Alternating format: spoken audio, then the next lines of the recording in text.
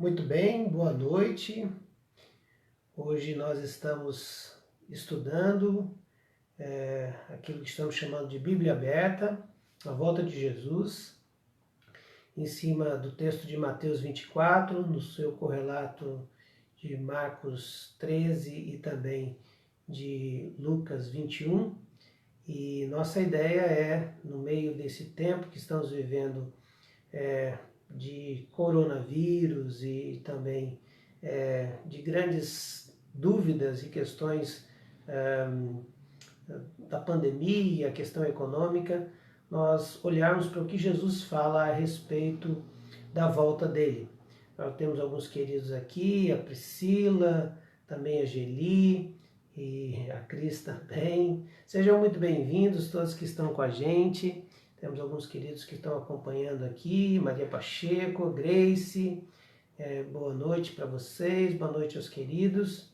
Antes de mais nada, já deve estar... Oh, tudo bem, Jonatas? Que bom, rapaz, bom ver você aqui, lá de Curitiba. Sibila, Neide e outros queridos aí com a gente, Cléo, Luiz Carlos, que bom que a gente está aqui com os queridos, chegando nesse tempo da nossa live aqui. Muito bem, antes de mais nada dizer que nós como igreja, junto com o Conselho Gestor e a diretoria, entendemos que mesmo com o relaxamento do decreto do nosso governador, entendemos que não seria prudente o retorno às atividades, mesmo porque a atividade de culto e também de célula é um ajuntamento, é uma aglomeração, e ficaria quase inviável fazer com que essas regras que o governador nos pediu, de distanciamento de 1,5 metro, também dessa questão do uso da máscara, e a nossa preocupação em não cumprir aquilo que está previsto para ser usado contra nós. Então, na verdade, queridos, eu quero conversar sobre isso, dizer para vocês que nós tomamos a decisão, então, que não teremos o culto no domingo presencial. Continuaremos fazendo o que estamos fazendo. E semanalmente nós tomaremos, então, as decisões do que fazer. Muito bem. Tem muitos queridos aqui falando e tal, e eu estou com a dificuldade de acompanhá-los, mas depois da live eu vou estar observando. Então, alguns estão me perguntando a respeito, por exemplo, da besta e como ela vai ser, como será tudo isso. Bem, queridos, nós vamos tratar o que o texto está tratando. E aí, depois disso, a gente pode fazer um desdobramento dessa nossa conversa, né? Num outro estudo mais profundo. A ideia aqui é falar a respeito do que o texto está nos colocando e trazer algumas nuances. Não que a gente não vai falar lá para frente, porque o assunto da volta de Jesus é um assunto escatológico, de estudo sobre o fim das coisas. E é impossível a gente esgotar o assunto, mesmo porque existem muitas correntes a respeito do estudo do fim das coisas. O que eu estou querendo passar aqui é o que Jesus disse, e mesmo assim eu ainda tenho que dar alguma interpretação em alguma linha teológica, não tem como não ser.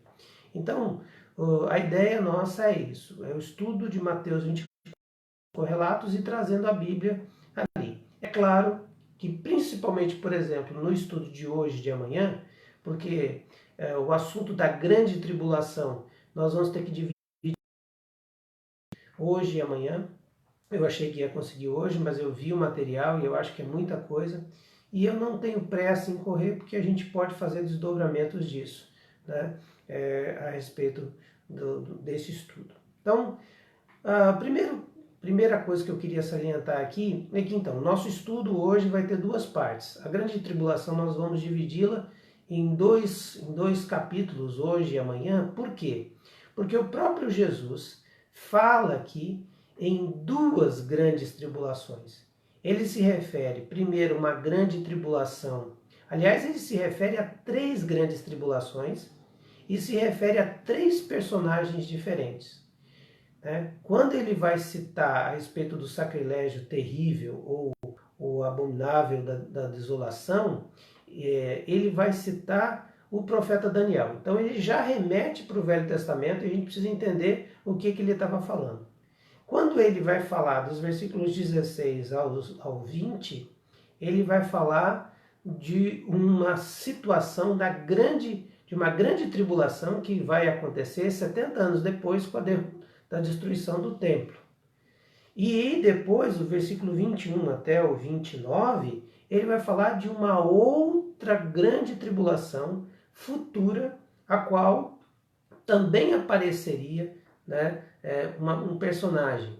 Então, esse texto nós vamos trabalhar hoje em 2 episódios. O episódio de Daniel e o episódio que Jesus está relatando. E vamos então dar um pano de fundo para a gente entender essa outra grande tribulação que seria futuro. Então vamos lá, vamos ler o texto. E hoje eu queria ler do versículo 15 ao 29 de Mateus 24. Vamos para a leitura? Depois, assim, quando vocês virem o sacrilégio terrível, do qual falou o profeta Daniel, no lugar santo, quem lê, entenda. Então, os que estiverem na Judéia fujam para os montes. Quem estiver no telhado da sua casa, não desça para tirar dela coisa alguma. Quem estiver no campo, não volte para pegar seu manto. Como serão terríveis aqueles dias, para as grávidas e para as que estiverem amamentando. Orem, para que a fuga de vocês não aconteça no inverno, nem no sábado. Porque haverá grande tribulação, como nunca houve desde o princípio do mundo até agora. Nem jamais haverá. Se aqueles dias não fossem abreviados, ninguém sobreviveria. Mas por causa dos eleitos, aqueles dias serão abreviados. Se então alguém lhes disser, vejam, aqui está o Cristo, ou ali está ele, não acreditem, pois aparecerão falsos cristos e falsos profetas que realizarão grandes sinais e maravilhas para, se possível, enganar até os eleitos. Vejam que eu avisei antecipadamente. Assim, se alguém lhes disser, ele está lá no deserto, não saiam, ou ali está ele dentro de casa, não acreditem, porque assim como o relâmpago sai do Oriente e se mostra no Ocidente, assim será a vinda do Filho do Homem. Onde estiver um cadáver, ali se ajuntarão os abutres. Imediatamente após a tribulação daqueles dias, o sol escurecerá, a lua não dará a sua luz, e as estrelas cairão do céu, e os poderes celestes serão abalados. Bom, como eu disse aqui anteriormente, né, nós vamos trabalhar em 2 perspectivas hoje. Nós vamos trabalhar no que Jesus cita a respeito de Daniel e o que Jesus cita a respeito dessa grande tribulação que vai acontecer depois. Mas eu disse que Jesus então divide essa conversa, essa fala dos discípulos, numa grande tribulação que aconteceria no ano 70, com a destruição do templo de Jerusalém, e de uma outra grande tribulação, onde apareceria lá no fim dos tempos. E por que há essa interpretação que são 2 grandes tribulações que vão acontecer? No sentido de que são 2 cenas diferentes que Jesus está falando aqui no seu discurso. Porque quando ele fala no final, que ele vai descrever no versículo 21, porque haverá uma grande tribulação como nunca houve desde o princípio e nunca haverá, né? Não pode estar se tratando da cena da destruição do templo de 70, porque depois dessa cena aconteceram milhares de outras cenas muito grotescas e muito grandiosas. Uma delas é o próprio Holocausto, que morreu aí 6 milhões de judeus. Quando nós olhamos para essa cena, né, do Holocausto, ele é muito maior do que aconteceu com a destruição de Jerusalém. Outra coisa é que depois ele vai dizer que imediatamente após a tribulação daqueles dias o sol escurecerá, e aí depois ele vai dizer que imediatamente Jesus vem em glória. Então é a volta de Jesus. Então, por isso, a interpretação dos comentaristas e dos teólogos é que Jesus está citando duas situações aqui. Então, vamos lá, vamos dar uma olhadinha para essas duas situações. A grande tribulação que Jesus vai falar, e ele inaugura essa grande tribulação. Veja que a história, então, está dividida.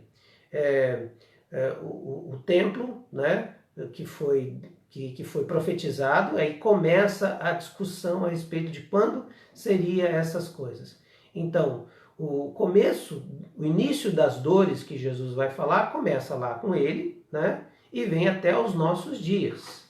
Nós estamos no período da história cronológica que Jesus vai dizer do fim dele, no início das dores. Ou seja, nós ainda temos toda a liberdade, nós não estamos sofrendo nenhum tipo de grande perseguição, mas já estamos sofrendo algum tipo. Não todo, mas algum tipo. O início das dores é caracterizado. Nem todo mundo estará vivendo tão intensamente. A grande tribulação é caracterizada por todo o mundo estará vivendo uma unidade poderosa de alguém e um conjunto de ações, um sistema mundano sem Cristo e lutando contra a igreja, e a igreja sofrendo todos esses reveses por causa dessa luta entre a potestade do mal e as ações de Deus e de Cristo, do seu ungido. Então, a grande tribulação é caracterizada exatamente pelo começo da maioria das dores e dos sofrimentos sendo intensos, absolutos. E a início das dores, não. A gente ainda tem toda essa... conseguindo fazer tudo que a gente quer fazer, não tendo tanto cerceamento da nossa liberdade. E é isso que nós estamos vivendo. Ontem, no estudo de ontem, eu convido você que não fez o estudo de ontem, assistir, porque nós conversamos exatamente sobre essas cenas que estão intensificando. Falsos profetas, as dores, os sinais, né, da volta de Jesus sendo como início de dores. Nós já estamos vivendo isso. Mas a grande tribulação, então, desse sacrilégio terrível que Jesus vai dizer ali, ele está mencionando o profeta Daniel para dar respaldo para a grande tribulação que ele vai falar de Tito Vespasiano na década de 70 depois de Cristo. Olha só, ele vai falar sobre Daniel. Daniel vai falar sobre isso, sobre essa expressão, sacrilégio terrível ou abominável da destruição. Eu sei que você talvez não esteja com a sua Bíblia aberta, ou se você está, eu vou te passar alguns textos. Primeiro, Daniel. Pega Daniel, coloca lá Daniel na sua Bíblia, Daniel 9, 27, tá? E eu quero já ler com você, eu vou ler aqui o texto. Profecia de Daniel. Com muitos ele fará uma aliança que durará uma semana, e no meio da semana ele dará fim ao sacrifício e à oferta, e numa ala do templo será colocado um sacrilégio terrível, até que chegue sobre ele o fim que lhe será decretado. Daniel 11, 31 também está dizendo exatamente essa expressão que Jesus puxa e diz que Daniel disse: suas forças armadas se levantarão para profanar a fortaleza e o templo, acabarão com o sacrifício diário e colocarão sacrilégio terrível. A partir do momento... Daniel 12, 11. A partir do momento em que foi abolido o sacrifício diário, foi colocado o sacrilégio terrível, haverá 1290 dias. Bom, isso aqui é Daniel, e nós vamos conversar sobre Daniel muito amanhã, sobre as profecias de Daniel a respeito desse sacrilégio terrível, mas uma proporção mais futura do que essa aqui. Essas profecias estavam se cumprindo, foram cumpridas do ano 164 a 167 a.C. E o rei que ele está falando aqui, ou seja, o homem ímpio da destruição, o antideus, aquele que vem para profanar as coisas de Deus e zombar das coisas de Deus, nós estamos falando do templo. Lembra que Jesus está conversando com seus discípulos, os discípulos acham encantando, lindo o templo, encantador, e Jesus vai falar, não vai só. Historicamente, no ano. Interrompeu aqui? Veja aí, querido, só me dá um ok se está tudo ok, se caiu, eu estou retornando, tá? Já retornei aqui, só me dá um joinha aqui se está tudo bem com vocês aí na conexão. Bom, continuando, nós estamos falando aqui sobre o cumprimento da profecia de Daniel que Jesus se refere, ok? Benção, ok. Que Jesus se refere. Acontece isso nesse ano de 167 depois de Cristo, quando esse rei chamado Antíoco IV Epifânio, ele toma essa história está narrada em Macabeus, de 1 a 3. Macabeus é um livro não canônico para nós, ele está na Bíblia Católica, tá? E é um livro que está no período intertestamentário e conta a história da Revolução dos Macabeus contra esse rei Antíoco IV Epifânio, que toma o lugar de Alexandre o Grande, porque Alexandre o Grande morre. Então, esses textos aqui de Macabeus 1, 1 Macabeus de 1 a 3, vai contar essa situação. Olha só, eu vou trazer um pouquinho da história. Isso aqui é o que está na Bíblia Católica, é história, tá? E está dizendo lá no versículo 11 de 1 Macabeus 3. Nós não temos Macabeus. Nós não temos Macabeus na nossa Bíblia porque é a Bíblia Católica que tem. Mas é um texto fidedigno e é histórico. Depois desses reis originou a raiz do pecado. Antíoco Epifânio, filho do rei Antíoco, que havia estado em Roma como refém e reinou no ano de 137 do reino dos reis gregos. Olha só o que ele vai dizer. Após ter derrotado o Egito pelo ano 143, regressou Antíoco e atacou Israel, subindo a Jerusalém com um enorme exército. Entrou com arrogância no santuário, tomou o altar de ouro, o candelabro de luz, com todos os seus acessórios, a mesa da preposição, os vasos e o véu, as coroas, os ornamentos de ouro, a fachada, e arrancou todo o revestimento. Tomou prata, vasos preciosos que encontrou. Arrebatando tudo consigo, regressou à sua terra após massacrar muitos judeus e profanar palavras injuriosas. Mais na frente ele vai dizer, derramando sangue inocente ao redor do templo e profanando o santuário. Por causa deles, os habitantes de Jerusalém fugiram e só ficaram os estrangeiros. Jerusalém se tornou estranha aos seus próprios filhos e estes a abandonaram. Seu templo ficou desolado, com o deserto, seus dias de festas transformaram em dias de luto. E para terminar esse capítulo de Macabeus, que está lá na Bíblia Católica, vai dizer assim, no dia 15 do mês Casleu, no ano 145, Antíoco fez erigir uma abominação da desolação sobre o altar. A mesma expressão do terrível sacrilégio terrível que Jesus menciona. Diante das portas, ofereceu sacrifícios diante das portas das casas, nas praças, e erigiu um altar em todas as cidades. Rasgavam e queimavam todos os livros da lei que achavam. E para terminar, olha só, no dia 25 de cada mês, sacrificavam no altar que sobressaía o altar do templo.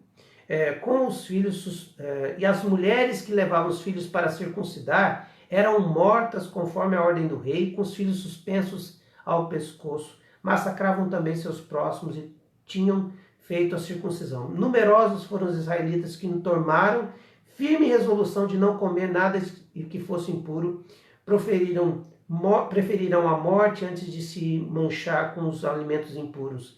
Não quiseram violar a santa lei e foram trucidados. Caiu assim sobre Israel uma imensa cólera. E daí surge então um movimento, chamado movimento, a revolta dos Macabeus, de Judas Macabeu, que filho do sacerdote Matatias, se não me engano, e ele então comanda uma revolta, e ali morre muita gente, mas ele consegue vencer.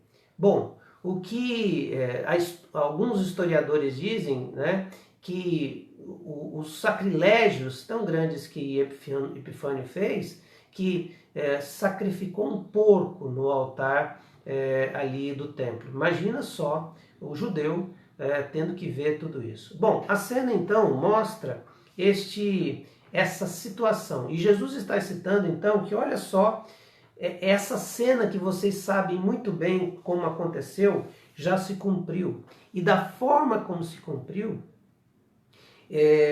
vai cumprir também. Jesus então está falando agora, então agora ele se refere a Tito Vespasiano, em 70 depois de Cristo, que a gente falou aqui da destruição do templo no primeiro capítulo que a gente falou a respeito da volta de Jesus. Essa história história, está marcada na história, tanto é que quem visita Roma, existe um arco de Tito, que é a vitória de Tito sobre Jerusalém, onde tem lá várias gravuras dos seus soldados trazendo utensílios do templo, como os castiçais, e tudo está lá gravado nesse arco de Tito, que a gente chama de Via Sacra. Então está lá, essa história aconteceu. E o historiador judeu Flávio, do primeiro século, vai descrever cada versículo que Jesus disse, ele faz uma história, ele conta um fato, uma circunstância que aconteceu ali. Então, se você pegar o versículo 15 a 18, que Jesus vai dizer a respeito das pessoas que estão na Judéia, fujam para os montes, os que estão eirados não devem descer para tirar nada da casa, quem estiver no campo não volte para buscar sua capa. Joséfo, no livro das guerras que ele tem, ele vai descrever, livro das guerras dos judeus, ele vai descrever uma cena parecida. E isso é incrível. E no site Estudos da Bíblia, NET, ele fez então essa comparação. Pegou o trecho de Jesus, de Mateus, e pegou o trecho do livro das guerras dos judeus. Também um livro histórico, né? Não tem a ver com a Bíblia, mas é um livro secular histórico. Flávio Joséfo, um grande historiador com um grande conceito no meio acadêmico, né? E ele vai dizer o seguinte, por exemplo, vou ler aqui alguns trechos, né? Então é um caso miserável, uma visão que até poria lágrimas nos nossos olhos. Como homens aguentariam tanto sem seu alimento? A fome foi demasiadamente dura para todas as outras paixões, a tal ponto que os filhos arrancavam os próprios bocados dos seus pais que estavam comendo com as suas próprias bocas. E o que mais dava pena, assim também faziam as mães quanto os seus filhos. Quando viam alguma casa fechada, isso era para eles sinal de que as pessoas estavam dentro, tinham comida. Então eles arrombavam as portas e corriam para dentro. Os velhos, que seguravam bem a sua comida, eram espancados. E as mulheres escondiam dentro das suas mãos. Seu cabelo era arrancado para fazerem isso. Essa cena.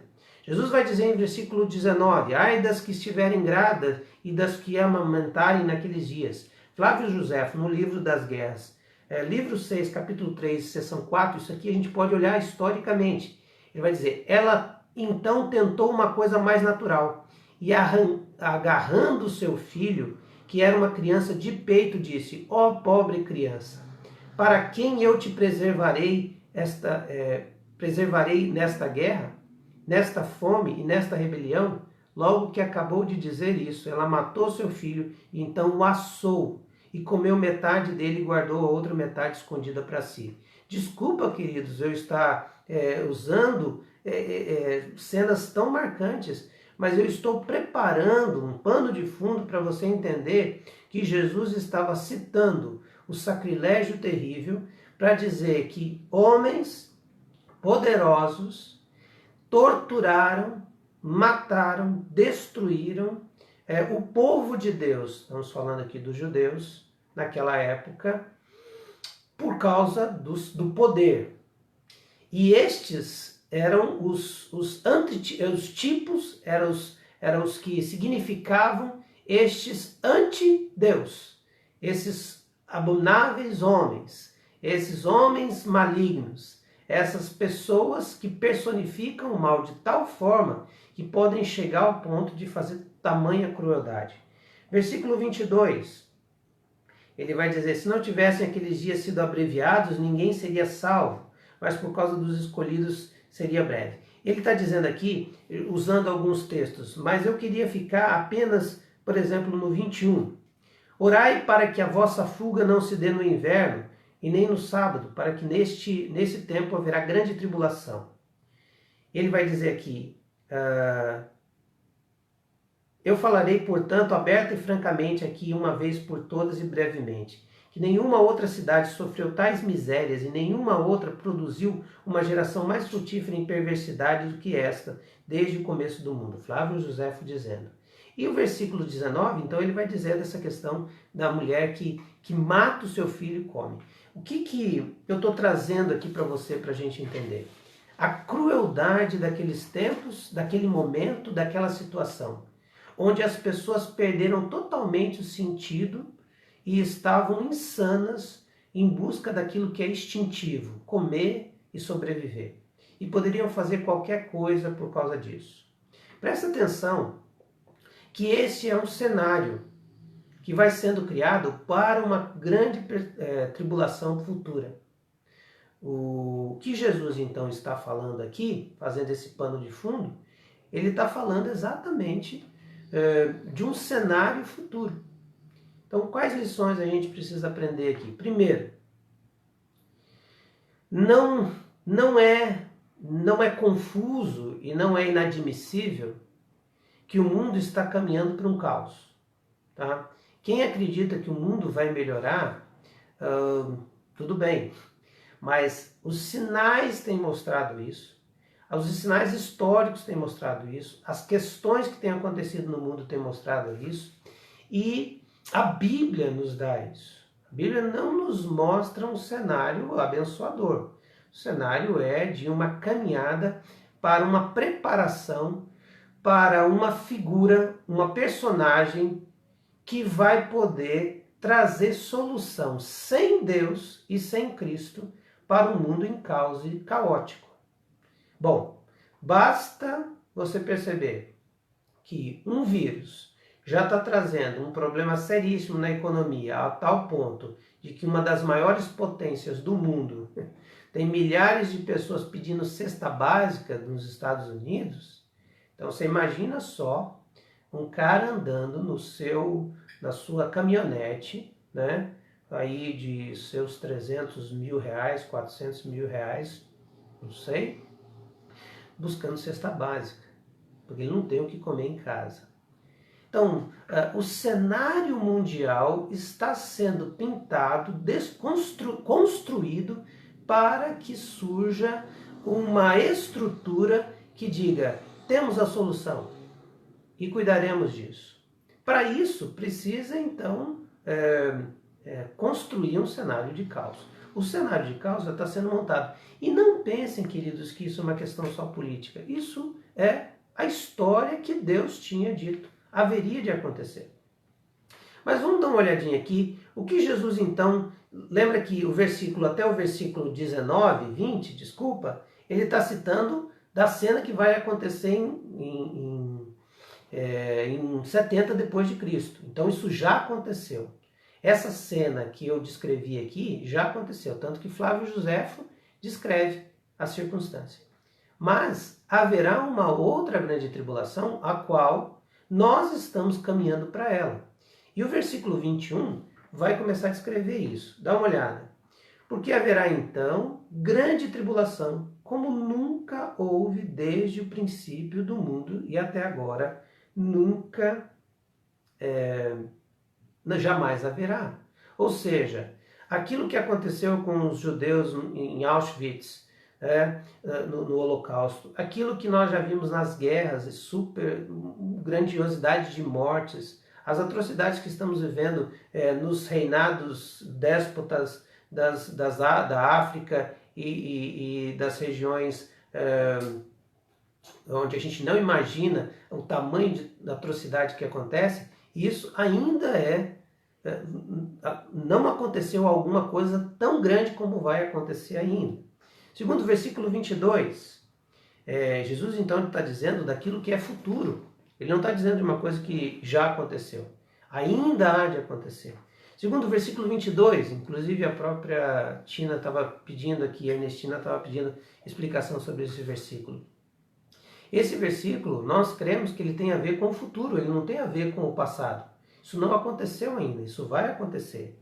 Se aqueles dias não fossem abreviados, ninguém sobreviveria, mas por causa dos eleitos, aqueles dias serão abreviados. Isso quer dizer que Jesus está nos dizendo, o que a gente interpreta, Jesus está dizendo que esse tempo, quando ele vier, ele será intenso, como nunca teve na história, e será no mundo todo. O que a gente pode perceber da grande tribulação? É que até hoje nós não estamos na grande tribulação porque grandes tribulações aconteceram localmente. Mas grande tribulação no mundo todo, como nós, por exemplo, estamos vendo o início das dores, onde um vírus parou o mundo todo, nós conseguimos agora perceber e ter uma nuance do que pode acontecer. Nunca se viu. E se esses dias não fossem abreviados, quer dizer o seguinte, Deus... isso vai ser intenso, mas ele não vai ter grande duração, porque se tivesse grande duração, nós não resistiríamos. E quem são esses eleitos a qual Jesus está dizendo? E aqui vem uma interpretação minha, pessoal, e você não é obrigado a acreditar nela, mas é que eu pego o texto de Jesus e analiso. Alguns acreditam que nós, os crentes em Cristo Jesus, a igreja de Cristo, não passará pela grande tribulação. Tá? Mas quando eu vejo esse texto aqui, eu vejo que Jesus está dizendo de um modo muito simples. Veja, eu não estou fazendo um estudo teológico aprofundado. Eu estou pegando aquilo que Jesus nos disse. E creio que isso é muito importante e é válido, né? Ele está dizendo que por causa da igreja, por causa dos eleitos, por causa dos salvos, por causa daqueles que são povo dele, ele abreviaria esse tempo, porque senão, Deus abreviaria esse tempo, porque senão não sobraria ninguém. Então isso quer dizer que a igreja passará pela grande tribulação. Volto a dizer, isso é interpretação minha, tá? E por isso, usando as palavras de Augusto Nicodemos, ele vai dizer o seguinte: eu prefiro estar preparado para a grande tribulação e ser arrebatado, por exemplo, antes dela, e dizer, eu estava errado e não tive que passar por ela, do que acreditar que não passarei pela grande tribulação e de repente cair no meio dela. Então eu gostei da maneira como ele disse, porque eu também creio. Eu não creio que a igreja será arrebatada secretamente, porque não existe textos claros a respeito disso. Jesus não fala no arrebatamento secreto da igreja, nesse sermão, muito pelo contrário. Ele vai dizer que em glória Jesus virá no céu, visivelmente. Depois da manhã a gente vai conversar mais sobre a vinda de Jesus e a clareza disso. Mas então eu não entendo que a igreja estará tirada dessa tribulação. Eu creio que o Senhor nos dará condição de vencê-la, porque nós somos selados pelo Cordeiro. Então, esse texto eu interpreto como um texto futuro, não aconteceu ainda. E Mateus 23 a 26, então ele vai dizer os sinais que vão se intensificar. Falsos cristos, falsos profetas realizarão grandes sinais e maravilhas. Olha só, mas isso não aconteceu nos sinais aqui do início da grande tribulação, no início das dores? Sim. Essa ideia da mulher em partos, em dores de parto. Então não deu à luz ainda o filho, né? Que seria a grande tribulação, a grande angústia. Mas já está em dores de parto, já tinha falsos cristos e falsos profetas, apostasia e tal. Mas não com a grande intensidade que haverá nesse tempo. Nesse tempo, os próprios eleitos poderão ser enganados. até pode enganar os eleitos. Só que Jesus já está advertindo. Não acreditem. Quando alguém aparecer dizendo que é Cristo, que é um profeta, cuidado, examine as Escrituras, perceba, não existirá mais nada a respeito da vinda de Jesus, a não ser ele vindo visivelmente, em glória, e todo olho verá. Não vai haver dúvida que Jesus está voltando. Vai dizer assim, tem um cara, muita gente boa, que está agora fazendo bem, andou sobre as águas, distribuiu pão para o pessoal, o cara fez um negócio incrível, curou gente na frente. Cara, será que isso não é o Jesus que veio? Tinha até música na minha época que dizia assim, se de repente você encontrar, talvez Jesus estava ali e você não viu. Gente, isso tudo é balela, isso tudo é conversa. Não existe Jesus aparecendo sorrateiramente e numa cidade feito o filme do Messias lá da Netflix, tá? Mas o pior é que alguns queridos, inclusive pastores, né, na cena do filme, um pastor batista embarcou na onda do Messias lá, do dito Messias. Não haverá. Mas vai ser tão convincente esse tempo que muita gente vai até cair nessa. Versículo 28, onde houver um cadáver, ali se ajuntará os abutres. A ideia é de muita morte e destruição. Então esse é um cenário de caos e de angústia tão grande que com certeza vai clamar por um líder mundial, uma pessoa que resolva os problemas da humanidade. E crie, então, esse conceito de que nós temos solução, nós temos salvação. Por último, o versículo 29 diz, imediatamente após a tribulação daqueles dias, o sol escurecerá, a lua não dará a sua luz, e as estrelas cairão do firmamento, e os poderes celestes serão abalados. Olha só, o fim desse período da grande tribulação é ocasionado por fenômenos naturais e cósmicos assustadores que farão com que chegue ao final disso. E ao final da grande tribulação, desse tempo, Jesus voltará. Então, o que eu queria parar aqui nesse tempo, para não ficar um vídeo longo, e amanhã nós vamos conversar, então, falando exatamente sobre essa personagem chamada Anticristo, que tem vários nomes, e só João, na sua epístola, na sua carta, chama ele de Anticristo, que eu quero, então, amanhã trabalhar melhor sobre isso dentro da grande tribulação. Repetindo e recapitulando, só para a gente terminar aqui. Jesus cita, então, Daniel, e Daniel está falando de uma profecia que acontece em 167 a.C., com Antíoco Epifânio IV Epifânio, e este homem, então, esse rei, trucida, destrói, faz exatamente o que estava proposto para se fazer, destrói o templo, e aí Jesus, então, se refere, olha, da mesma forma que foi essa grande tribulação, esse grande sacrilégio acontecerá.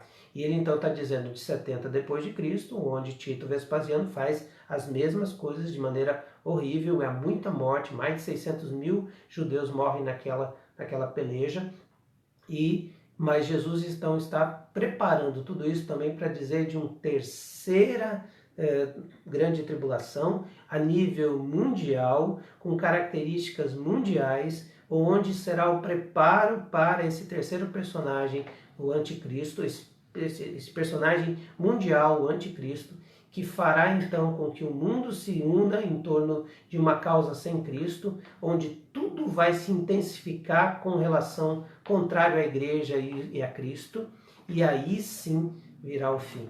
Então, amanhã nós vamos conversar mais sobre esse personagem, essa personagem chamada Anticristo, pegando alguns textos também de Daniel, pegando alguns textos de Paulo, de Pedro e também de Apocalipse, para entender um pouco mais disso, tá bom? Então, queridos, uma boa noite, quero orar com vocês. O que a gente aprende hoje aqui? Prepara, não fique absorto, entenda os tempos e as eras que nós estamos vivendo. Nós estamos no início das dores. talvez no ápice desse período do início das dores, para começar um novo período. Nós estamos vendo o cenário mundial. O cenário mundial está construindo a vinda desse último personagem cósmico e que vai ser um ser humano. Então a gente vai falar mais sobre isso. Mas a ideia hoje volta àquilo que nós estávamos falando. Qual a função da igreja? A função da igreja é pregar o evangelho de Jesus, de tal forma que a gente possa então ter mais pessoas sabendo que haverá uma grande tribulação. E nós cristãos não devemos ter medo da grande tribulação. Nós não devemos ter medo do que nós vamos passar. Por quê? E nós vamos ver isso amanhã. Porque o inimigo, Satanás, vai poder usar a besta que vem do mar, a besta que vem da terra, são figuras para dizer do falso profeta e do anticristo, para tentar destruir a sua igreja. Mas o máximo que ele pode tirar é a nossa vida terrena. Nós já somos selados para a glória eterna. Você tem medo da morte? Eu também tenho. Quem não tem? Mas eu tenho mais medo, e essa frase o Josias tem na timeline dele, no WhatsApp dele, e eu acho muito bonita essa frase, mais ou menos assim: eu tenho medo da morte, mas eu tenho mais medo de negar o meu Senhor. Então, queridos, nós estamos vivendo um tempo de preparo. Eu não sei se você ou eu vamos viver isso, mas que a gente viva já com a expectativa da volta de Jesus. Ora vem, Senhor Jesus, abrevia o tempo, porque serão dias maus. Mas eu queria que você soubesse que Deus está com o seu povo, o seu Cristo está com a sua igreja, e a igreja de Cristo é vitoriosa. Vamos orar? Senhor Jesus, nós te louvamos pela vitória em Cristo Jesus, na cruz e no dia final. Nós te louvamos porque o Senhor tem cuidado da sua igreja de modo muito especial. Nós temos visto cenários sendo montados para esse grande espetáculo de horror dos fins dos tempos. Mas também temos visto cenários sendo montados para o grande espetáculo do triunfo da glória do seu Cristo e do Senhor. Porque do Senhor, do seu Cristo, pertence todos os tronos para sempre. Por isso, nessa noite, eu quero lhe pedir por aqueles que estão nos ouvindo, me vendo nessa live. Senhor, aqueles que ainda não têm certeza da sua salvação, que não entenderam o sacrifício de Cristo, que ainda vivem uma vida de uma religiosidade tão pequena, Senhor, que essa noite eles venham ter um encontro marcante pessoal contigo. E aqueles que têm medo desse tempo, Senhor, que o Senhor os encha da coragem daqueles homens, muitos dos servos do Senhor que morreram ali. Ó Deus amado, dos mártires da história em nome do Evangelho, dos 300 pessoas que morrem, cristãos que morrem todos os dias, porque não negaram o seu nome. Tua palavra diz que um dia nós estaremos cercados de tamanhas nuvens de testemunha, porque vencemos o diabo, vencemos o mundo, e essa vitória que vence o mundo, a nossa fé. Enche-nos de fé para vencer essas ações malignas, para vencer o medo e para ser cheios da glória do Senhor e confiando no poder do Senhor. É o que eu oro em nome de Jesus. Amém. Deus abençoe, queridos. E assim, podem mandar as perguntas. Amanhã a gente vai falar mais sobre o anticristo, que também é conhecido como besta. Vamos tentar trabalhar algumas coisas. É um assunto mais polêmico, porque tem várias linhas teológicas.